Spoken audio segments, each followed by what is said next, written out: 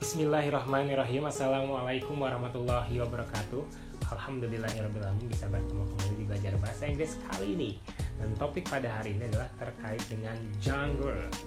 Genre ini berarti artinya teks ya. Jadi dalam bahasa Inggris banyak sekali genre yang pasti akan dipelajari oleh kita dari mulai SMP biasanya sampai nanti SMA. Dan juga kita kalau melanjutkan lagi ke kuliah pasti akan bertemu lagi dengan genre. Karena memang genre tidak akan pernah lepas ya bahasa Inggris dengan teks ini. Selalu ada saja karena kan pasti soalnya akan berhubungan dengan teks dan juga teks. Kamu tes TOEFL ada teksnya, tes IELTS ada teksnya, ujian nasional, ujian masuk perguruan tinggi negeri juga pasti ada teks bahasa Inggris yang harus dibaca. Sehingga genre akan selalu ada dan akan selalu dipelajari. Dan genre ini pada kali ini kita akan membahas untuk yang pertama adalah pasti yang paling disukai oleh banyak orang adalah naratif teks ya. Naratif teks ini kalau kita sudah paham dan mendengar dan sering mendengar ya terkait dengan naratif teks ini berarti semuanya tentang kisah-kisah yang tidak nyata. Karena kenapa? Naratif teks ini adalah an imaginative story to entertain people. Dari definisinya saja sudah diketahui kalau ini adalah an imaginative story. Jadi cerita yang sifatnya berimajinasi atau sifatnya imajinatif. Tidak ada sama sekali dan tidak bisa diwujudkan karena ya ceritanya hanya hayalan semata. Dan tujuannya adalah only to entertain people or to amuse the readers. Jadi kalau ada pertanyaan what is the purpose of the text? Teksnya naratif, berarti jawabannya kalau nggak to entertain ya to amuse the readers ya. Simple sekali naratif teks ini. Karena biasanya ini yang paling menghibur, yang paling disukai banyak orang ketika membaca teks bahasa Inggris. Nah, sebelum kita lihat ke contoh-contohnya apa saja naratif teks, kita harus tahu dulu ada beberapa yang harus kita kuasai, yaitu ada generic structure dan juga language features. Nah, dari generic structure-nya ini seperti teks-teks yang lainnya. Hanya ada 3, yaitu yang pertama ada orientation, complication, dan resolution.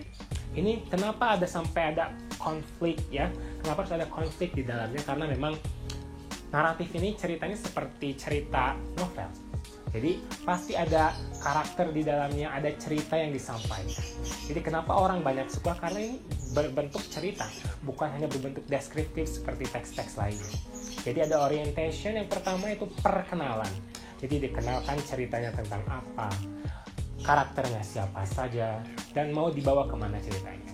Setelah itu masuk ke paragraf-paragraf berikutnya akan diobrolkan atau diomongin terkait dengan complication. Di sini sudah mulai ada namanya konflik, masalah-masalah muncul. Karakter-karakter sudah mulai keluar bagaimana karakter aslinya. Ya, ada juga terus masalah muncul sampai nanti di akhirnya cerita ini akan ada yang namanya resolution atau ya endingnya mau gimana ini dari masalah-masalah yang tadi, dari konflik-konflik tadi. Berarti ada mungkin happy ending atau sad ending atau twist ending seperti film ya, dan juga ending-ending lainnya.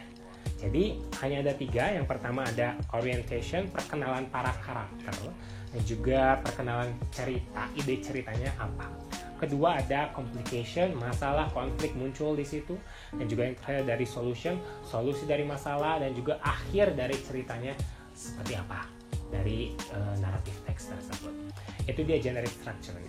Yang ketiga kita akan bahas terkait dengan the language features atau juga karakteristik dari naratif teks ini. Ada beberapa ciri-ciri yang memang kayaknya kalau sudah lihat karakternya atau sudah lihat bahasanya, ini udah pasti naratif teks. Pertama, dia menggunakan simple past tense. Jadi kalau sudah menggunakan simple past tense berarti semua verb yang digunakan adalah verb kedua. Kill menjadi killed, sit menjadi sat, think menjadi thought, run menjadi ran, he ran away. Ada juga misalnya dia mungkin sedang belajar, studied. Jadi semua bentuk kata kerja di sini dirubah menjadi verb kedua. Jadi simple past tense. Ciri yang kedua ada yang namanya adverb of time. Nah, time di sini waktunya ini sangat ciri khas sekali. Kenapa? Karena cuma ada di naratif teks yang ada. kata-kata seperti ini. Contohnya once upon a time, one day, dan juga in a far far away. Jadi ini cerita kalau kita melihat film-film berbentuk fairy tale ya. Nah ini pasti itu contoh naratif teks. Jadi menceritakan suatu waktu zaman lampau, zaman kita nggak tahu sama sekali, karena ini sifatnya dongeng atau hayalan. Berikutnya ada juga time conjunction. Kenapa harus ada time conjunction? Karena ini ceritanya berurutan.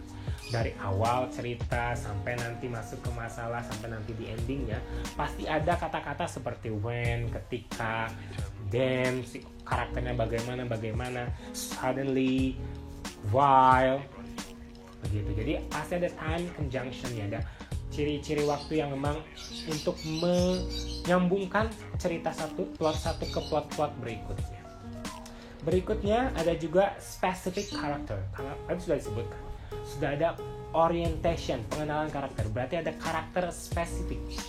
Biasanya 1-3 karakter yang dimainkan di dalam naratif teks tersebut. Ada yang mungkin antagonisnya, protagonisnya, atau ada peran pembantunya kayak film ya. Ada juga yang memang peran-peran lain. Jadi spesifik karakter ini pasti akan selalu ada.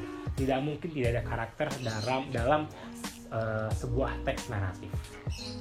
Berikutnya ada juga ini, dan kebanyakan menggunakan action verbs. Jadi kata kerja yang sifatnya fisik ya, run, ada juga tadi killed, ada juga walk, fished, burn, dan lain-lain. Pokoknya yang bersifat action verbs. Jarang mungkin yang memberi pasti ada lah ya memakai to be ataupun jenis-jenis verbs lainnya, tapi dominannya menggunakan action verbs ya. Dan ini lebih menggunakan direct speech ya. Contohnya misalnya Snow White said bla bla bla bla, Cinderella said bla bla bla, Malin Kundang said bla bla bla. Atau di belakangnya said Malin Kundang.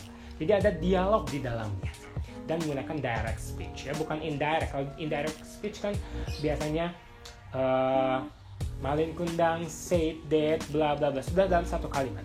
Tapi direct speech berarti ada dialog yang disampaikan, dan biasanya memang naratif teks ini akan dipraktekkan menjadi storytelling oleh para storytellers karena ada dialog di dalamnya. Nah, itu dia language features atau ciri-ciri dari teks naratif. Tadi ada menggunakan simple past tense, ada juga adverb of time, time conjunction, specific characters, ada juga action verbs, dan juga menggunakan direct speech. Nah, kita lihat contoh-contoh dari naratif teks ya. Pertama, ada ini jenis-jenis naratif teks. Satu, personal experience. Ini tapi jarang kalau personal experience, nanti masuknya ke recount text ya. Jarang sekali naratif teks. Ada nggak sih naratif teks personal experience yang dia menyebutkan imajinatif? Kan jarang. Biasanya ke recount text. Kedua, ada very stories ya, atau cerita yang bersifat fantastik atau penuh dengan keajaiban. Itu cerita-cerita Disney ya, Cinderella, Snow White, Red Riding Hood, dan lain-lain. Berikutnya ada fables. Nah, fables pasti sudah pada tahu ya. Ini bercerita tentang hewan, Lion King.